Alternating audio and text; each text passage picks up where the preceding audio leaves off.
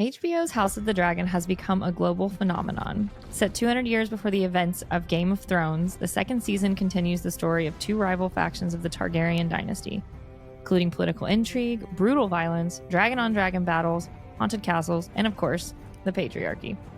Join us today as we discuss Season 2 of the HBO series, House of the Dragon.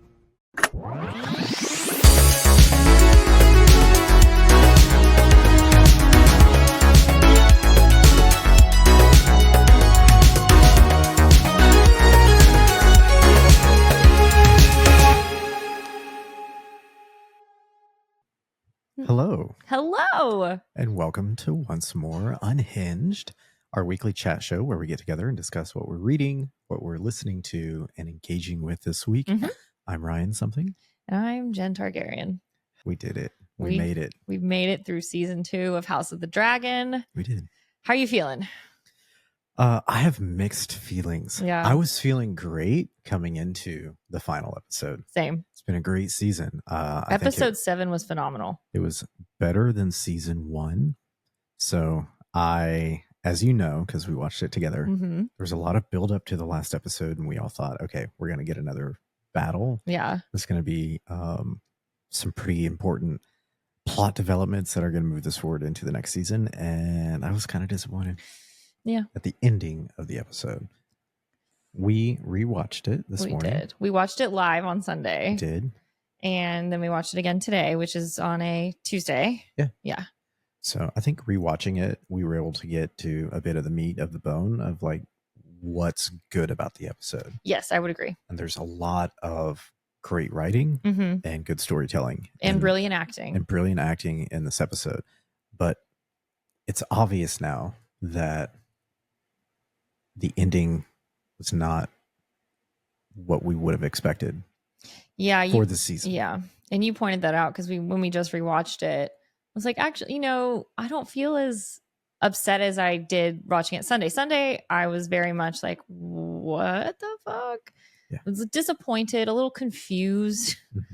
And then watching it today, I was like, okay, I kind of see more what they're doing, and I can see the good of it. But like you pointed out, I'm going in with different expectations. Right. Sunday, we're going off of the red sewing. Yeah. We've got new dragon riders. We're getting ready for battle.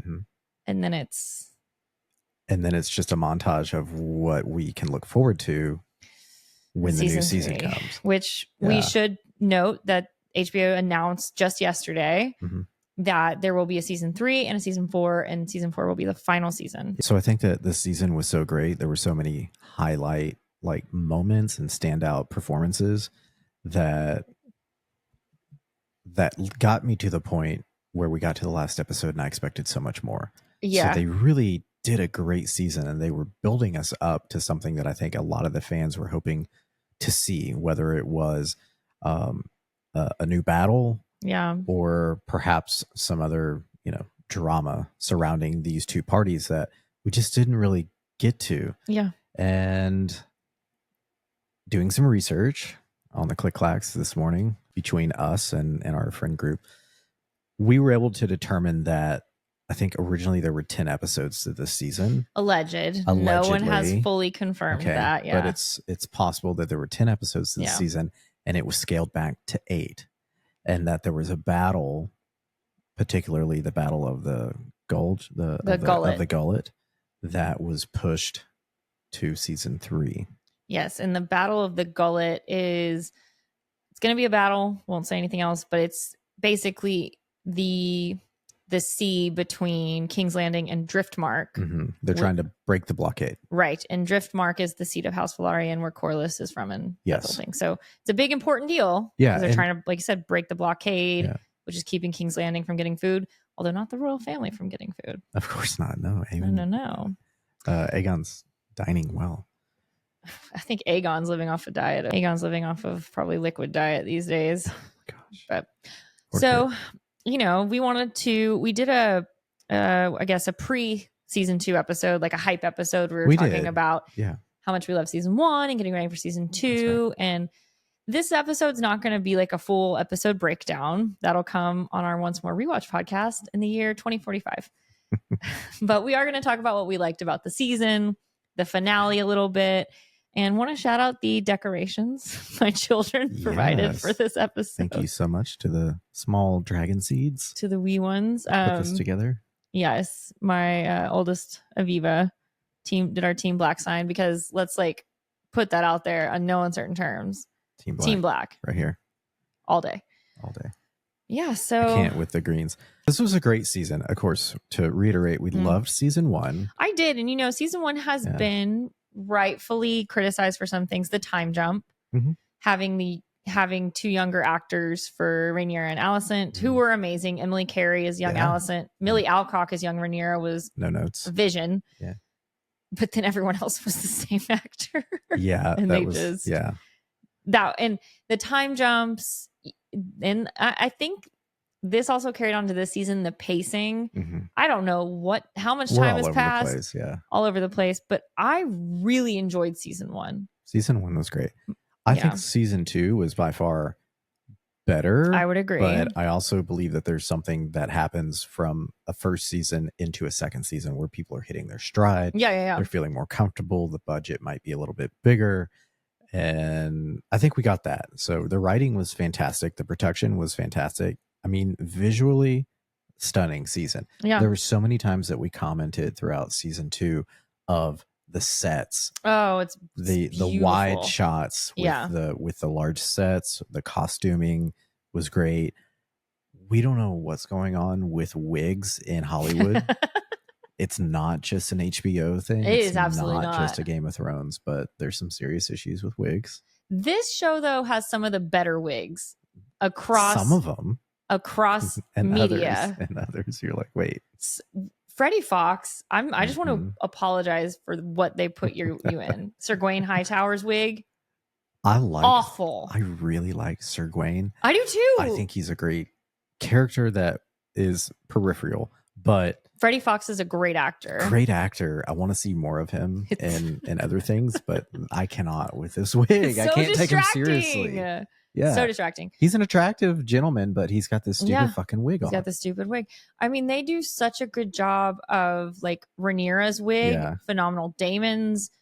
His short hair wig in season 1 was meh, but his wig this season, the line is great. To me, the wigs for our characters of color, Corlys and Rhaena specifically, with the dreadlocks, those look great. And sometimes they plop some like shake and go wig on these poor characters. I'm like, why y'all do you remember season 1? Young Laena, Baela and Rhaena's mom, when she's talking to Viserys about maybe marrying him. This is a little bitty teeny tiny little girl with this wig. Huge wig, that was obviously for an adult. Yeah. So so the wigs had left much to be desired. I feel like this is, I think they do a better job than a lot of other shows with wigs. But the bad ones stand out when they're bad. So we start season 2 off with the grief over the loss of Luke. Season 1 ends with Luke being killed. Luke Velaryon, who's Rhaenyra's son, he's killed by Aemond and Vhagar. Yes. And we end that season with Rhaenyra looking like she's ready for blood. Yeah. And I think the murder was an accident. But I think Aemon owns it. I think Aemond owns it. And I think he leans into it. I think he doesn't care. He's not remorseful. I think he was. I don't think he is anymore. No, because they have the scene this season in the brothel where he's like, I didn't mean to do it. Right. And he's being vulnerable with this sex worker. Right. I think she's also the madam. I think that kernel of remorse and vulnerability in Aemond was completely cracked when Aegon comes into the brothel and he's like, in front of everyone. That was it. He cut off all parts of himself that weren't about power and control, right, and rigidity, and just No, I think it actually shook him to his core. And we speculated on our pre-hype or our preseason hype episode when Blood and Cheese was going to happen. Yeah. Okay. And the way you told it to me, it seemed like it happened a little further along in the story. And here's where they move us along pretty quick, because they were right out the box. I'm glad they did. At first I was kind of like, ooh man, we're really wow, they're going quick. But I did like, and we'll get into this a little bit with the pacing, they started off season 2 with like the first domino has fallen with the death of Luke. Right. Here we fucking go. Right. Eye for an eye. Eye for an eye, son for a son. That's right. And they changed Blood and Cheese from the book, which to Blood of Zeus. I don't know. And it worked. I mean, I guess I have to do a PSA. You're on Reddit now. I've been on Reddit for a while. Yes, did you know? But I'm not broadcasting that. Oh, okay. No, go ahead. So, I'm just joking. Y'all out there who were like, it's not the book, I think people need to calm down. I love the books. Okay. I've been a fan of Game of Thrones since 2011. I didn't start reading the books in the early 90s or whatever, but I love the source material. But much like Harry Potter, much like Lord of the Rings, much like any adaptation, they're two different mediums. Mm-hmm. And you can be critical of them, right? We have our own criticisms of this season. But my criticism is not, this isn't how it was in the book. Yeah. I see so much of that. And the thing with Blood and Cheese, they changed it. Helena and Aegon have 2 children instead of 3.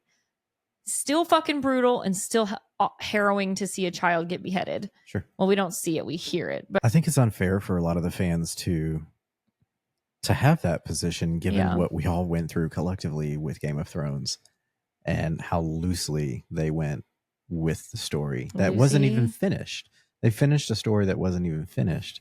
Yeah. So, sorry, George R.R. Martin. Fuck. If he finishes. Yeah. So, yeah, I'm with you. It's like, hey, let's, I think this is so much better than Game of Thrones.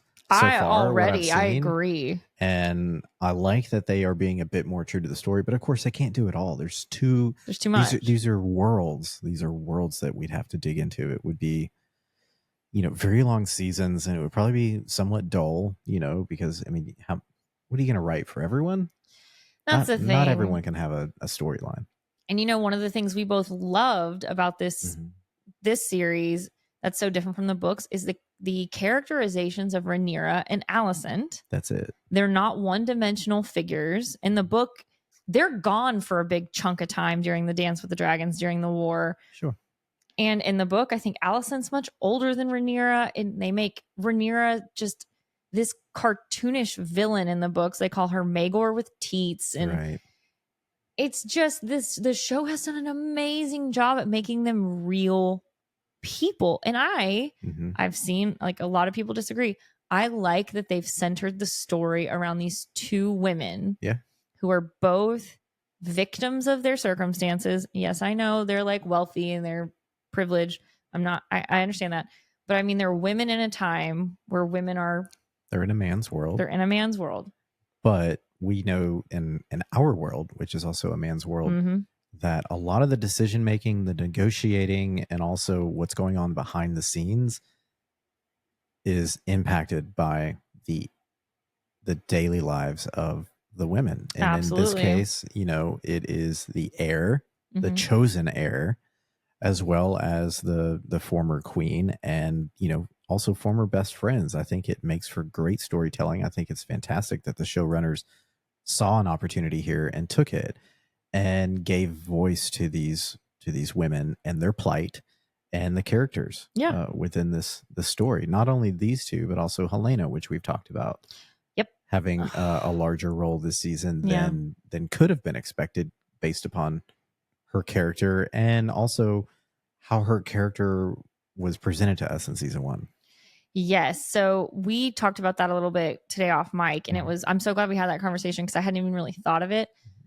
Helena in season 1, she's like, I think another podcast I listened to, they lovingly referred to her as Bug Girl. Remember, she's got the pet bug. She still has pet bugs this season, right? She's got those crickets. Yeah. And she's making prophecies about, I think the few big ones about, what does she say about Aegon or Aemon? She's like, he'll claim a dragon, but he'll have to lose an eye or something. And then there's a beast beneath the boards, and they have done such a good job this season on the set design of there's all these drawings of hers on the walls of her chambers.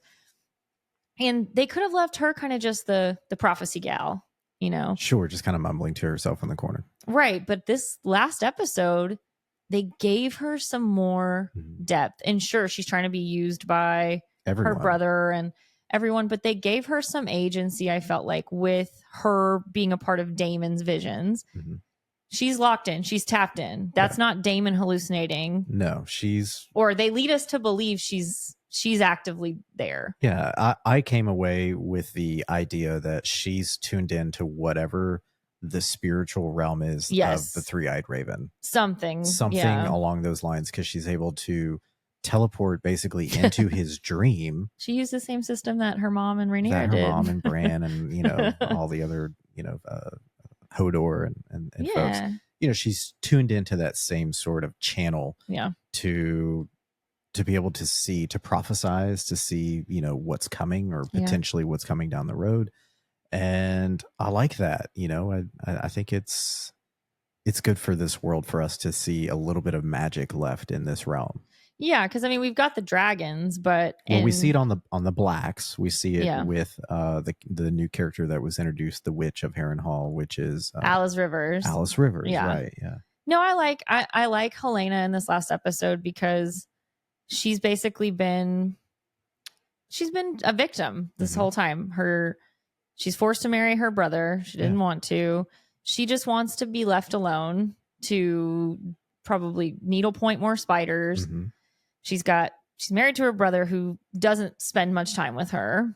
She's got 2 children. One of them is killed. We learn this episode she doesn't like to ride dragons. Mm-hmm. Although in the book she does. She does. In the book she loves to ride Dreamfire.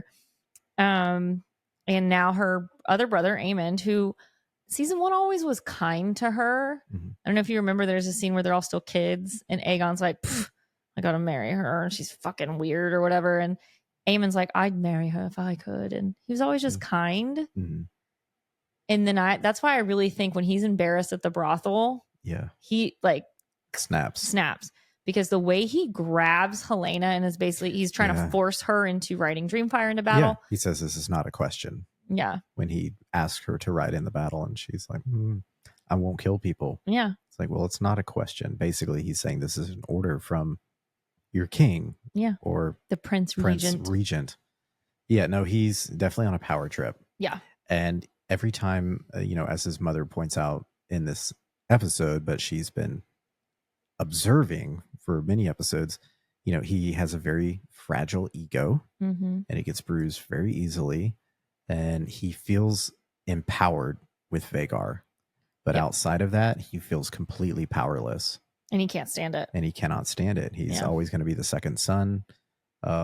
He's been ridiculed by his brother. He's been embarrassed publicly by his brother. His mother has never been like warmer, kind. Mother's never been warm and kind to him. And the only person who has been, in his life, his sister, who he apparently cared for in season 1, has basically now said, no, I'm not going to join you in your quest in this battle. Yeah. And he's not very happy about it. And so, I think we're going to see the consequences of, how he processes that rejection.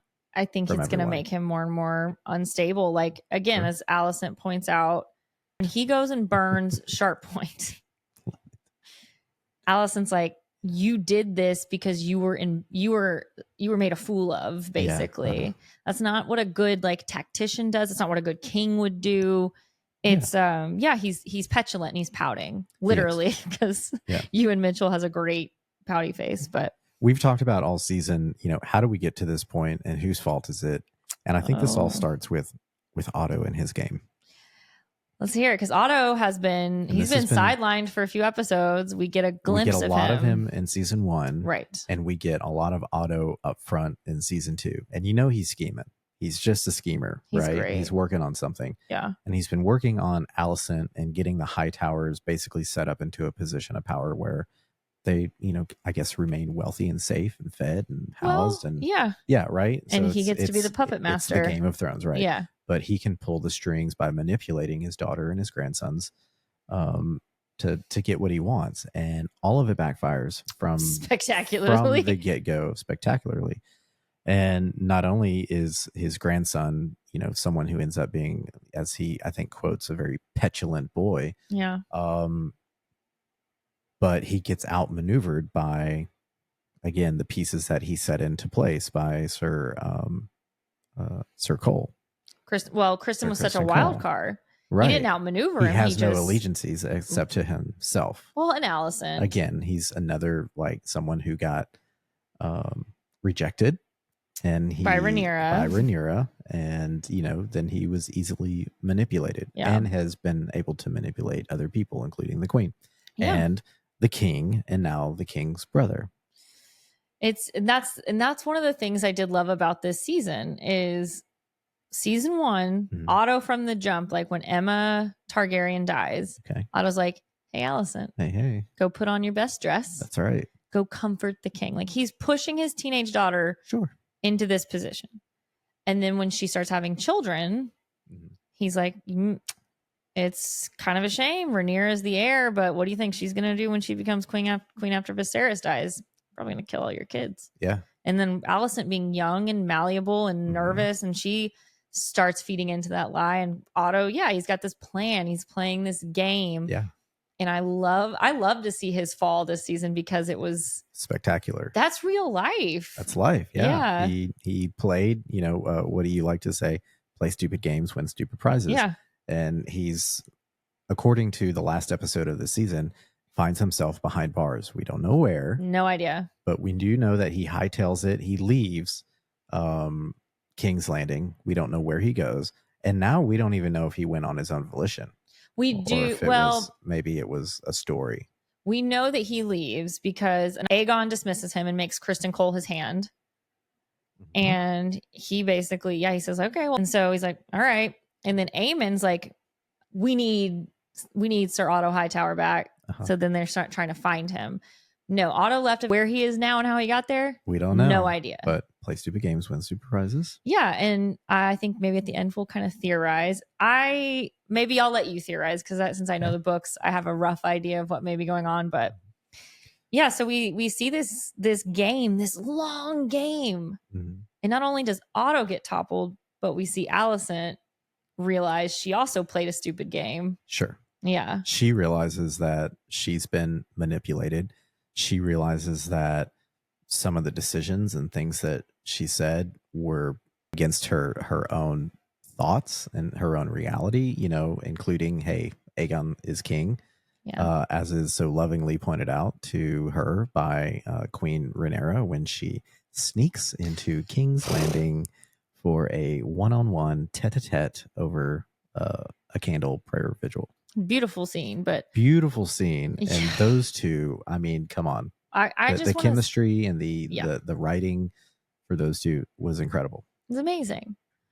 Yeah. I mean, that's where we get the realization that I think Alicent really felt Viserys at the end of season 1 was trying to name Aegon king. She convinced herself. She believed it. She believed it. Then we get this scene where, Rhaenyra goes deep undercover into King's Landing as a septa, and she comes up to Alicent in the sept. And through that scene, we realize that you see Olivia cook so good. You see this moment of what have I done? And then a quick nope, pack it down. Didn't do it. And she's like, she says it's too late. It's too late. Blood has been shed. She digs in her heels. She realizes that she misunderstood Viserys and all of this, the death of Luke, the death of her grandson. It's a lot for her it's a big pill to swallow. Yeah. And she does over the course of 3 or 4 episodes where you all start seeing it come into place in her mind of the consequences of these actions and where they've led. And she realizes that her friend was right. Her friend was right. And she was just a pawn for most of her life. That's it. Yeah. I mean, it culminates in this last tete-a-tete in the finale where Alicent drags poor Sir Rickard across the bay. God bless him. She's put him in so much mortal danger over the last 3 or 4 days. Yeah. First by going camping just to kind of clear her head. Yeah. And, she needed a reset. Float some ideas around. Hey. And that's straight to Dragonstone before we swing home. Poor Sir Roderick. So she goes to Dragonstone to talk to Rhaenyra, and Rhaenyra. No, it's Sir Rickard. Fuck, Sir Roderick is the one gets roasted by Vermithor. Shit. The first time, right? It's Sir Rickard. You're right. Sir Rickard. Okay. Yeah. Hold on. We'll go back. Yeah. So poor Sir Rickard, who's like, lady, ma'am, we need to stay in a secure location. Right. She's like, no, we're going to go camping. Sure. The two of us. The look on his face, priceless, sir. He did a great job at acting that day. Brilliant. Yeah. It's fantastic. Because, I mean, she goes to Orwyle and, you know, she says, Orwyle, I need passage in your discretion. I just imagine Orwyle going up to Sir Rickard. And you just got back from camping. I need you to load up. The queen wants to go somewhere again. This time we're going to Dragonstone. And he's like, I fucking quit. It's like, use the restroom. There's food on the table. And then you're back on it again. Yeah. So another. He's probably thinking, where's fucking Cole? He's like, God damn, if that fool can break his oath, I want to break my oath. I'm fucking done. Yeah, he can. So speaking of Sir Kristen, he had an interesting arc this season. I mean, he's arguably one of the most hated people on the internet. Not Fabian Frankel, the actor. No, the Fabian character seems lovely. Yeah, the character. He is an empty person. Yeah. He has no backbone. He's he's a murderer. Yeah, he's a murderer. He's a backstabber. He's a conniver. He's using people. And it's all about him. He's not so different from. I think he's just trying to survive. Like everyone in this world. Yes. He's not so different from Aemond in a way, because he was hurt by Rhaenyra refusing to run away with him and sell cinnamon and oranges in season 1. And he got so zealous about Alicent and Alicent's cause and raising up the Greens and we're morally right. And then we open the season with him going down on Alicent. With making multiple bad decisions. Yeah. And the finale, he has a moment, and we were talking about it. He's talking to Sir Gawain, and he's like, he does. He has a moment of conscience. He does. And you were kind of like, it's a little too late, my guy. It's tough to buy it. Being spoon fed to you at the very last episode of this season, where it's like, you've made me hate this motherfucker. Hardcore. And then within 5 minutes of a monologue, you're like, oh, God bless him. He was mean to to Jason, Luke, and Joffrey. Yeah. When they were training. He called every chance he got last season. He was calling Rhaenyra a cunt or like a bitch and all kinds of things. And we open the season. He and Alicent are in a torrid love affair, which I don't mind, but it was so jarring because in season 1 they were both like, we are righteous, we are good. And Alicent addresses it in the end. She's like, your father died, I took a lover. What of it? It's like, yeah, no, that's a big fucking deal, madam. Right, especially because it's a Kingsguard. Yeah. It's a sworn protector. But he didn't do a whole lot of protecting when he was balls deep in Alicent when the kid got beheaded. No one's addressing that. No one's addressing that. Kristen. Oh, Kristen. Sir Krispy Kreme. We see after the battle at Rook's Rest, which I want to talk about next. Yeah.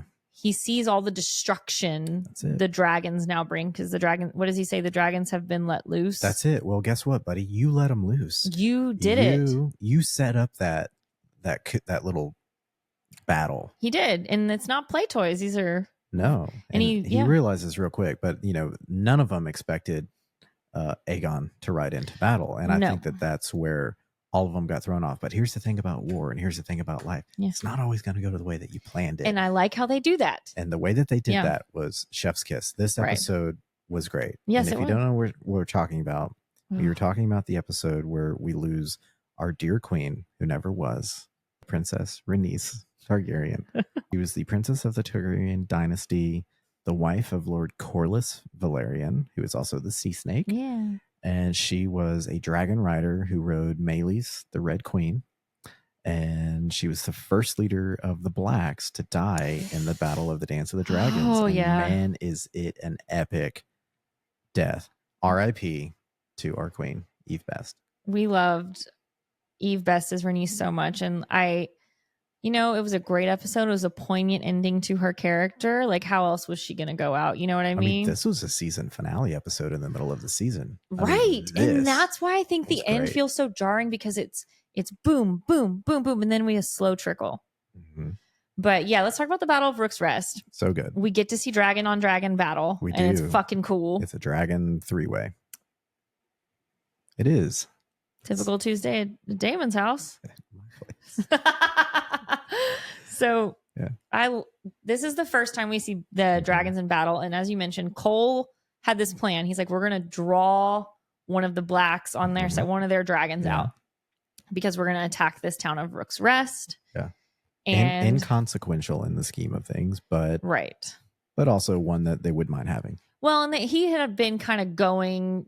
This is in Rook's Rest, in this area around King's Landing, are called the Crown Lands. Right. And Cole had been going from town to town, basically being like, bend the knee or I'm going to kill you and join our army. Right. But his orders were to go to Harrenhal and to confront Daemon. And he was like, I need more men. Yeah. He's like, well, hold on. We're going to go to Rook's Rest first. And it's like, well, who gave you that order? Well, the order came from the creepy little crooked brother. Aemond. They were scheming. They schemed. Plots and schemes. And it cost a lot of lives. It did. So we see at Rook's Rest, they send Cole with Sir Gawain Hightower at this point. Their forces are attacking this castle. It's a small castle. Like you said, it's not a big consequential victory to take this castle. And when they hear about this siege, everybody on the Black Council on Dragonstone are like, we've got to stop this. Sure. And, Rhaenyra wants to go. She's like, well, saddle up, Cyrax, let's boogie. Rhaenys, has to think about it. And she's like, no, it should be me. They do a good job of really, in my opinion, especially on the Black side, Team Black, of showing everybody's reluctance, because they know when the dragons are unleashed, it's not going to be good. Right. And she flies over to Rook's Rest. She has laying a lovely waste. Little moment with Meleys before it's so good. Yeah, before they ride off in High Valyrian, like hugging and High Valyrian one more time. Like, it's time to go to battle, little girl, or something. Yeah, and she's a badass. She is. She's so cool. She goes in and she starts laying waste to the Cole Hightower force. And Fabian Frankel's he's a good actor. I mean, he gets knocked out pretty early in the fight, but when he sees what's happening, you see that look on his face. He's like, fuck. It's so easy to talk about it. Yeah. Like, we're gonna get the blah, blah, blah, blah. When he puts his arm on the shoulder of that one soldier and he just turns to ash. Well, okay. But we learn that this is a trap, because Vhagar is lying in wait in the woods on top of Aemond. They're getting ready to signal Vhagar to come out and attack Rhaenys and Meleys. Fucking wild card Aegon flies in on Sunfire. And all hell breaks loose. We got 3 dragons fighting now. Yeah, but I mean, in this moment, we lose a pivotal character to the series, which is Rhaenys, played by Eve Best. Yeah, she's killed by Vhagar. Killed by Vhagar on Meleys in battle. So it's like one of the most honorable ways that she could have gone out. And but she chose it. A beloved character. Yeah. A really beloved character. At the same time, we see the backstabbing of the brother. Yeah. Where he, does not try to save him, and he gets fully blasted by Vhagar's dragon fire. Yeah, Aemond lets Vhagar blast and lets Aegon. Sunfire fall without coming to try to catch his brother. It all just lets them fall. So we lose a queen. We effectively lose a king. Yeah. And we set up the rest of the battles to be fought are going to be by dragon, meaning thousands and thousands of people are going to die. Yeah, because the dragons, as we see, and they do a good job demonstrating, it's not just breathing fire. Vhagar lands at one point. Oh, yeah. I think crushes hundreds of people. The burning, as we said, but just the debris and the destruction when a dragon falls. Yeah. So that's the battle where Aegon gets burned. All intents and purposes, Aemond is about to kill him when Cole comes up on him. The velocity of the first part of the season was so good, but that battle, you get everything. You get heroics, you get betrayal, you get the conscience starting to creep into Sir Criston Cole, and the repercussions of this particular moment ripple across the 7 kingdoms. Okay, so then we have another storyline going on, which is we have another prince. We do. We have Prince Daemon. Oh, yeah. And problematic fave. Yeah. So after the beginning of the season, when Blood and Cheese murder Prince Jaehaerys. The young Prince Jaehaerys. And it gets back to the queen that Daemon was responsible. Mm-hmm. Whether it was intentional or not, he's responsible for the loss of the son. He paid for them to kill Aemond. And he has an opportunity to say that he's remorseful about it and that he takes responsibility. But because he's Daemon, he doesn't. And it becomes a power struggle between him and Rhaenyra. And because he's not good with communication, to say the least, and because he's not good at relationships, he just leaves. Yeah. And he goes to Harrenhal under the guise of raising the banner for Rhaenyra and to build an army, which he does. However, we lose him for about 6 episodes. He's lost himself for about 6 episodes. He's gone. What's going on? Yeah. So in the show, he goes to Harrenhal, which is haunted. That's book lore. They established that in Game of Thrones, the TV show. It was attacked during Aegon's conquest. It was burnt. It's got a very storied history. He goes in to stay there, and in the process starts having these insane visions and hallucinations and dreams. And there's also a character there who lives there called Alice Rivers. Mm-hmm. Rivers is the name they give illegitimate children in the Riverlands. Ah, okay. Yeah. Didn't know that. I hate saying illegitimate and bastard. I'm just using language from the book and the show. The books, right? Yeah. And she's a witch. Or no, she's a barn owl. Yeah. Cursed to live in a woman's farm. I like that actress. She's great. If you're just watching this, you're probably like, this dude is losing his damn mind, which we think he is. But you gave me some great background as we were watching this series, which is the Riverlands and what they mean and how old they are. Yeah. And the people in there are still practicing worship of, I guess, the gods of the earth. They call them the old gods. The old gods, right? Yes, they have the weirwood trees. And right, versus the 7 gods that... The new gods, The new gods that, I guess, the King's Landing folks and others are all worshiping. Right, So it's a different dynamic, and I think what you're seeing here is what's left of the old magic in the world that's still, around in the Riverlands, at least. Yeah. And they still don't really let us know for sure if Alice is the one drugging him or messing with him. If it's the place, because they talk about how Harrenhal is, they refer to it as being haunted. They refer to, Daemon says, you'll find yourself howling at the moon if you're here, for too long. Yeah. Is it the tree? Is it the furniture made out of the trees? You know, like, what is it? And I think it's a combination of everything. I do too. And, this is one of our other criticisms of this season is I feel like Daemon was sidelined with this for too long. Yeah. I like, putting Daemon on the back foot, because he's obviously lost a bit of his swagger. Yeah. Because he's having all these visions and these hallucinations and these crazy dreams. And he's confused. And I like the processing of emotions, because I think that he's not the best person. No, he's a terrible person. But all of these things that he's done do catch up with someone. Yeah. And in what way are we going to see that catch up with him? And how is he going to process it? And I think that's what they were doing. Did they spend too much time doing it? They did, because I liked the finale vision that he has. We get to see Daenerys Targaryen. Yeah.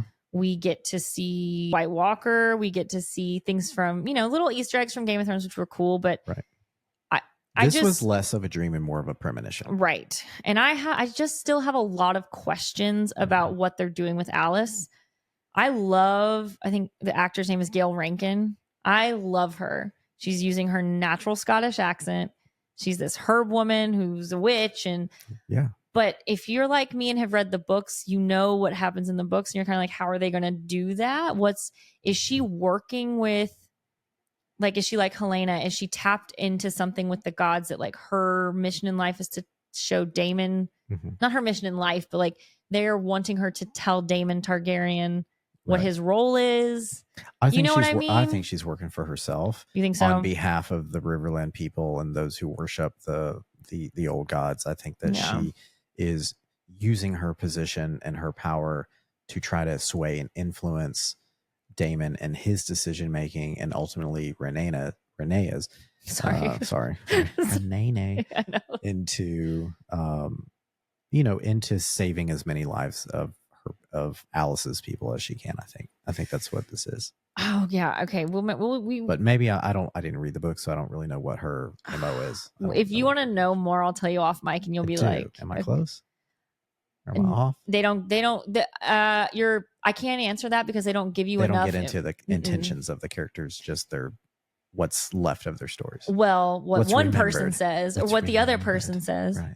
The Nath remembers. Okay. But this was interesting. This whole storyline of Damon at Harrenhal took up much of the season. I'm with you. I think that they, I'm with you in the most part, but I think for me, they wasted a lot of time here that could have been spent either on further character development of others or what else is going on in the Seven Kingdoms, because they're hopping around all over the place. And I think that some of the pacing could have been offset by just having more exposition of those other scenes besides the dreams in Harrenhal that just seemed a bit redundant. No, I agree. I'm so glad we got Sir Simon Strong though. I am. That was the best thing to come out of Harrenhal. Phenomenal. Him and Alice. Young Tully. Oh, and Oscar Tully. Oscar. Yeah. Yeah, I agree. But I'm with you. Just we could have spent more time with Adam and Alan. We could have. Who, gosh, that storyline, we meet Adam and Alan of Hull, who are Corliss's illegitimate children. Yes. It seems like they were around the same age as Laenor and Lena. Like they're not all too far in age. Yeah, because they remember seeing him walking down the street with his son, with his legitimate son and heir. When Alan confronts... Well, no, it doesn't confront him. When he gives Corlys the business in the last episode... Yeah. Come on. Like that was a great scene. Great scene. Great monologue. Fantastic writing. Yeah. And I would want to spend more time with them. In the books, we get more into their mother's story. Their mother was a shipwright. So Adam and Alan are twin brothers who, okay, they're not. Okay. Eric and Eric are twin brothers. Yes. Okay. So Alan and Adam are brothers. Correct. That are illegitimate heirs of Corlys Velaryon. Mm-hmm. We don't know the mother. At least we've not met the mother in the series. No. But we know that they do have Targaryen blood, which is why Adam is approached in the series by Sea Smoke and takes Adam as his rider or as her rider. Is it Sea Smoke? He's a guy. Okay. He's a boy. Sea Smoke is a boy. Yeah. In a great scene. It's kind of silly, to be honest. It's silly, and I do love the memes. The meme and the gift. Just like to talk to you about your Lord and Savior. Wait up. Yeah. Wait up. Sea Smoke seeks Adam out. Yeah. Which, according to the books, it's the other way around.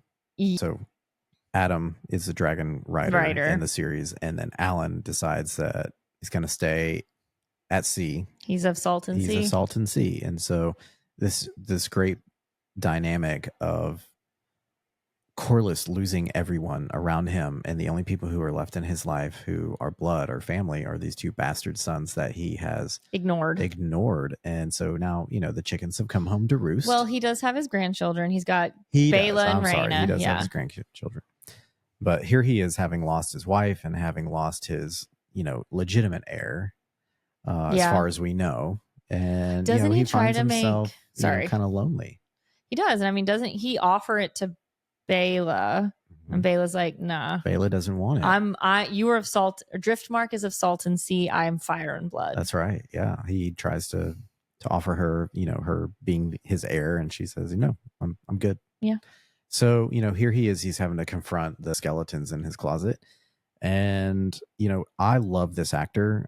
Corlys is one of the best characters I think that this show has. The dynamics that Steve Toussaint is amazing. That Steve had with Eve Best was just phenomenal. And I hope to see more from him. I know that he plays a pretty intricate role through the rest of the Dance of the Dragon. He does. So I'm really looking forward to seeing how this actor flexes his, proverbial muscles through the rest of this series. If they, do some of the things that happen in the books. And again, I'm not saying they need to, but yeah, there's a lot more coming from Corlys, which is really exciting. So one other aspect of this season I want to talk about, because again, I feel like you and I could sit here for 6 hours and talk about how much we might. We might. Fuck you. It's our show. That's right. So the red sewing, which is love that. I want that on a t-shirt for us. Fuck you. It's our show. It's our show. That's gonna be Caraxes when Damon's like, "Hey, old buddy, saddle up." Fuck you. Yeah, poor Caraxes chomps him and then looks at the camera and says, "It's my show." Was so excited to see his buddies when they flew in. I know. I was like, Cyrax, Seasmoke, hey, yeah, you got buddy. a new rider? Yeah, wow, good for you. Okay, there was something specific that you wanted to. Yeah, the red sewing where we get the dragon seeds and the new dragon riders. Yes, that was a very important aspect and component to this season. Yeah, so Jace and his mom Rhaenyra are talking, and he's like, hey, long shot, we're gonna need some dragons, or we're gonna need some dragon riders. We've got the dragons. Let's up the ante. And so they decide to look for anybody who has of nobility at first, any nobility who have Targaryen blood to see if they can. Yeah. Well, they find themselves kind of at an impasse. They've lost Meleys. Meleys is gone. Rhaenyra has been asked not to fight because she's the queen and she needs to stay protected. They let her fly off to Harrenhal. Well, she I think did that on her own. That's true. And I guess she had Adam go with her. She had the dragon riders.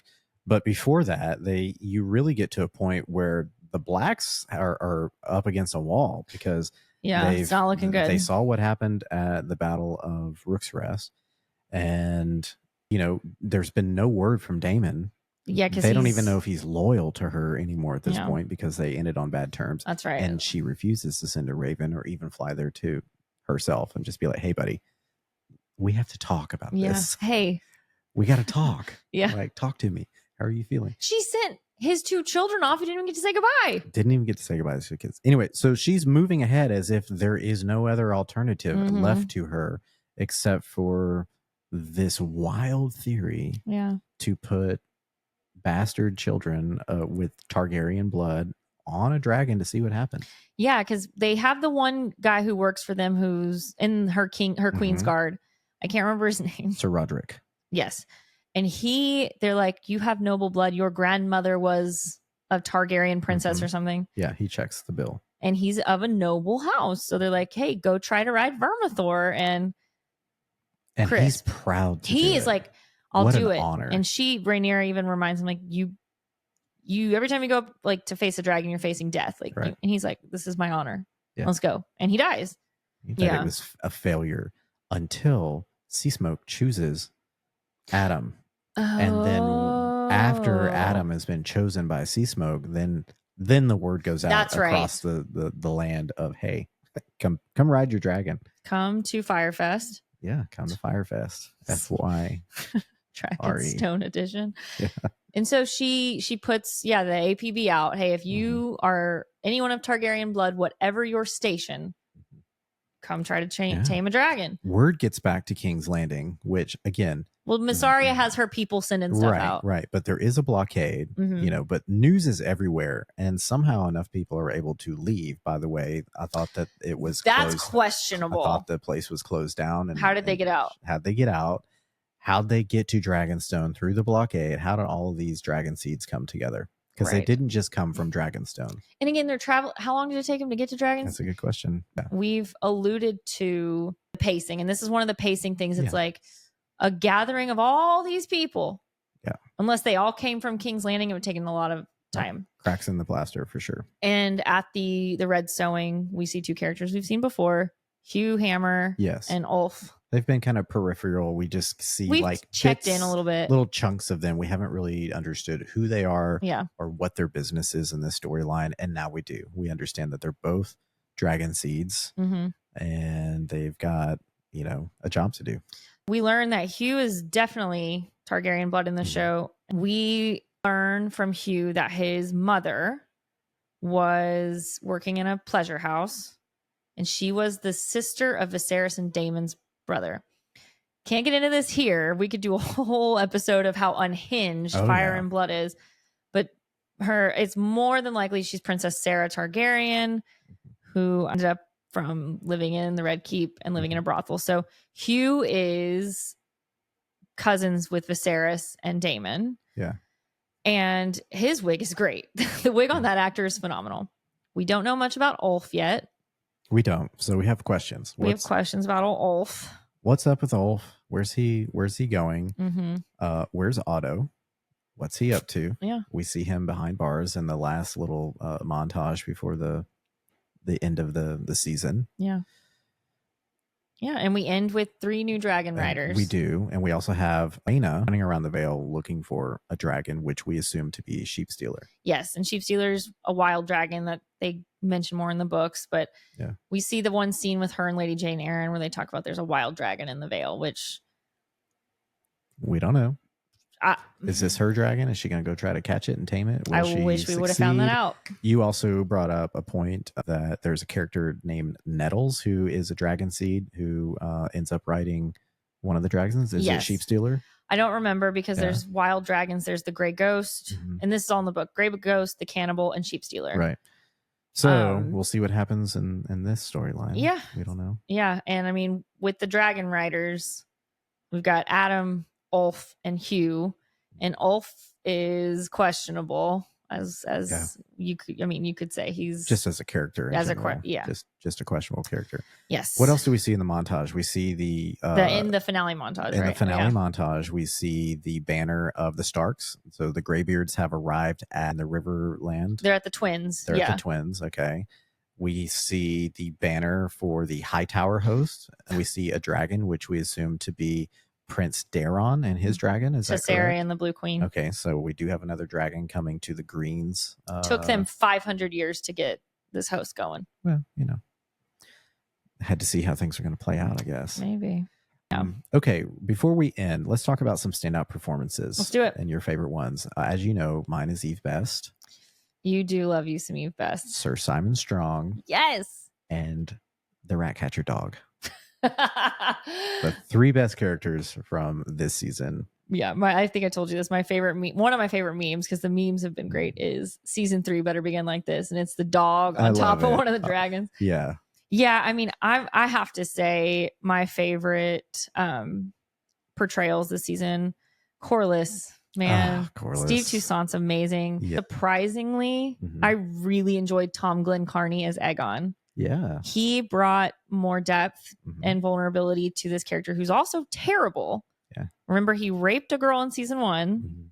He masturbated out of his window as a teenager. Yeah. He's, not nice to his siblings, but they showed these moments of him this season. And I think a lot of credit is due to the way Tom Glencarney plays him. Yeah. 100%. He is a wounded child who was not helped or fostered. His mother slaps him in season 1. Like, it's just, I was shocked at how much I really enjoyed Tom Glencarney as Aegon. He's given this character so much depth that we didn't see with someone like Joffrey from Game of Thrones. Although I did love him. He was such a deliciously evil little shit. You just want to smack him. Yeah. And I think I can't remember his name, but he did a great job. Yeah, but here we get some depth with everything that's going on and him processing his position that he finds himself in, which is burnt to a crisp. No, yeah, you're right. Joffrey is so evil. Right. But Joffrey he's a sociopath. He didn't lose his son. No. He didn't take a crown that he didn't want. He didn't grow up with parents who were basically uninterested in him. He didn't ride into battle and get himself burned by his brother and left to die. Yeah. Yeah. Anyway, it's been great to see this character being played by this actor. I'm with you. Yeah. Obviously, it goes without saying Emma Darcy and Olivia Cook and Matt Smith, but chef's kiss. Gail Rankin as Alice Rivers. I really enjoyed that performance too. Yeah, she's great. She was great. So I'm excited for season 3. Locked in. I was a little disappointed, like you said, at this ending because they ended it with a bang. Season 1 started off with such a bang. I really truly thought we were going to end with a hook. Some sort of a hook. Yeah. Season 1 ended where you were like, I mean, it took the air out of the room. Yeah. And you just wanted to know what was going to happen. You needed more. Yeah. I feel like, again, if it's true that this season was cut down by 2 episodes, we have our explanation of how we got to the ending that we got. But I do like that we got a sneak peek of what's to come. Yeah. It's not my preferred ending, but again, the season finale, I think, was well acted. Yeah. I think the character development was strong. I think they tied up the whole Harrenhal of it all. Yes, when Rhaenyra lands, it's so good. Make him essentially bend the knee in front of the entire army. Yep. And Sir Simon Strong, like, okay, great. Am I going to be hung for writing a letter? You know, what's the fallout here? Yeah. Right? But you know, it's all in all, I thought it was great. A wonderful season of television. I'm here for season 3. I cannot wait for it to come in 2 years. 2025. 2026, I thought. Well, they start production in 2025. Yes, they do. But we're going to have to wait until 2 years to watch it. And I know we didn't cover everything. We didn't cover the kiss. Which I don't hate. I hate the trauma dump before it, but I don't hate the kiss. Yeah. We didn't cover mud wrestling and the character of Admiral Lohar. We'll get to that next season. Yeah. There'll be plenty of Lannisters plenty of time next season. And who knows? Maybe we'll do a little Unhinged Game of Thrones House of the Dragon chat at some point. What's your quick preview for season 3? Or my preview, what I think is going to happen. I think I got to ask you this because I know too much. What do you think is going to happen in season 3? I don't know what's going to happen. Well, okay. I think we're going to get the Battle of the Gullet. Yeah. And I hope that by the end of the season, we get at least the lead up to, if not part of, the Battle of the God's Eye. Yeah. Which is where Daemon and Aegon finally get to go out, or Aemon finally get to go at one another. But I am looking forward to season 3 to seeing the Starks again. I love that family. I love Winterfell. I do too. You know, they are worshippers of the old gods, which it's not until I think Catherine that Ned marries Catelyn, who is a worshiper of She's the seven a gods. 7, yeah. So, you know, it's going to be great to see all of these different kingdoms and different factions come together, and you know, they're not all going to stay on the side that they've chosen for now. So I'm excited to see how the game gets shuffled around in season 3. Do you predict any deaths? Because we have 2 predictions this season. Yes. Alice Rivers tells Daemon, you're going to die here. Mm-hmm. And then Helena tells Aemond at the end of this episode, you know, you disappeared into the God's Eye. Yeah. You know, basically Aegon will be king again, but you will be dead. So do you think they are setting us up for those deaths next season, or they're going to drag it out? Yeah, I think we're going to see the loss of a main character. Yeah. I don't know if we're going to see any loss of another main character from Team Green until we get some sort of battle in the Riverlands. And I don't think it's going to be Aemond right away. I think it might be another character. So we'll see. I didn't read the books. I'm not too far into that other than what I've been spoiled online, but we'll see. I'm just excited to see, again, the Starks back. Now we get the Lannisters back. So we're hearing from folks that we haven't really heard from. That poor lion being carted around. I know. My God. Yeah. No, I know. I'm with you. You pointed that out. You're like, I want to hear more from the other kingdoms. Yeah. I know that we are going to lose a lot of the main characters and cast. You know, again, spoiler alert. This is not a spoiler-free zone, but I won't give everything away from everyone. There's enough on the internet. You can go look it up for yourself. Right. But we're going to lose a lot of folks. In what order we lose them based upon HBO's shuffling of the seasons and events is yet to be seen. But I'm really excited to see what's left of this series before we get some of the other series and spinoffs that they're working on. I know. Yeah. Maybe we'll do an Unhinged about the spinoffs and you know, where you ask questions, I try to answer them, see what's happen. Yeah. Yeah. Well, we're not going to have an Unhinged of the week this week because HBO is unhinged. HBO is unhinged. I have to say the mud wrestling scene with Admiral Lohar and Tyland Lannister was unhinged and unnecessary. But so I think that's it for this week. Yeah. Well, okay. Well, Jenny. Ryan. Thanks for tuning in to Once More Unhinged. Anytime. Unhinged episodes come out every Wednesday, and be sure to tune in every Friday for our Once More rewatch episodes, where we are almost finished with season 2 of Buffy the Vampire Slayer. Yeah. Yeah. Join us over there. Catch up on season 2 and catch up on season 1 of Once More Rewatch podcast. For more Unhinged content, you can follow us on our social media platforms. We are at Once More Podcast on Instagram, Facebook, Threads, and TikTok. And we are the Once More Pod on X, although we're hardly ever over there. We are also at Once More Podcast on YouTube and Spotify, Apple Podcast, Amazon Music, and iHeartRadio. That is all true. All right. All right. Have a great week. See you next time. Dracarys.